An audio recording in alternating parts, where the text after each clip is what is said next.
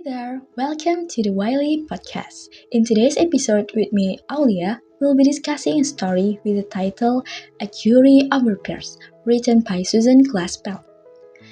This is such a great historical fiction with the theme of gender injustice. Set in the early 20th century, the story tells us that at the time, women were considered unimportant. They were underestimated, ignored, and silenced. They even had no space to express themselves.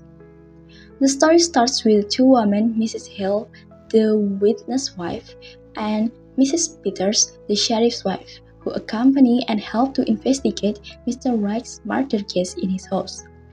The main suspect in this case is his own wife, Mrs. Wright. The men, including Mr. Hill and the sheriff, and also a county attorney, search for evidence upstairs, while the woman left in the kitchen.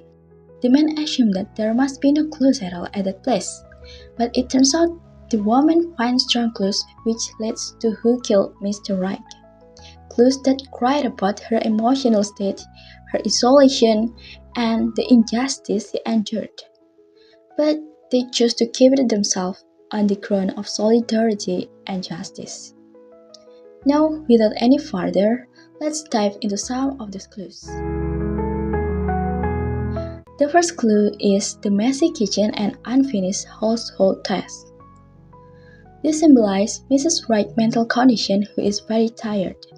She married a cold, hard, and restrictive farmer. As the wife of a farmer, she is burdened with lots of work. She is not only expected to be a good housewife, but also must help her husband on the farm, which is making her sick and distressed. This shows how society forces women into a box of endless responsibility without acknowledging their inner needs. The second clue is the uneven quilt stitches. Some stitches part in the quilt look sewn carelessly. It is different from the neat and consistent sewing in the other parts. The uneven stitches reflect Mrs. Wright's unsettled mind when she sews the part. Just like the uneven stitches, her life is chaotic. It indicated that she is not okay. She is distressed with all her responsibility as a farmer's wife, also her husband's neglectful treatments of her happiness. It has led to an emotional shaken state. It also reflected that internal suffering can show through the smallest cracks.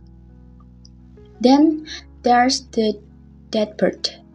The bird is like Minnie Foster, who at first is cheerful and loves to sing. Now that the bird dies, it means that Mrs. Wright's happiness was killed cruelly. Her beautiful voice was silenced, reduced by the rules of a wife. It reflects on her woman's life after marriage. She lost herself and cannot express herself. The last is the broken birdcage. The birdcage symbolizes Mrs. Wright's life, which is trapped in an unhappy marriage. Minnie Foster, the cheerful girl who freely expresses herself, is restrained after marriage. She feels isolated and lonely in her house, which is quiet, far from neighbor, and doesn't even have fun. The broken birdcage represents Mrs. Wright's ruin of life and soul that is oppressed continuously. A Jury of Her Peers is one of these stories that has a very deep meaning. The story tells us about the injustice and silent suffering that women experienced in the past era, especially after they were married. The patriarchal culture is strongly shown in the story, where a wife must obey and cannot talk much. The work of house is women's work. Women become like slaves for men. And unfortunately, this culture is still alive today. There is still a lot of discrimination against women, where women are considered weak and should just be at home, taking care of children and housework. Women are considered unimportant and incompetent that make their right taken away.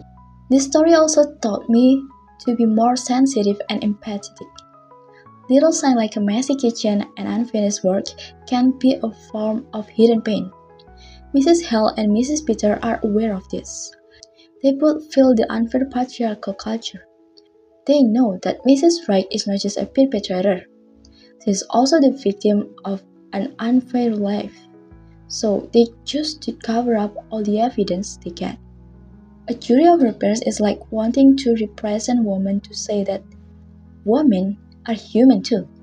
They have voices, they have feelings, and also the right to be heard. So, I think this is the end of our talk today. Thank you for listening to this episode. I hope all of the girls and women in the world is always filled with happiness and strength in life. Take care, keep catching the stories we've been told, and see you in the next story.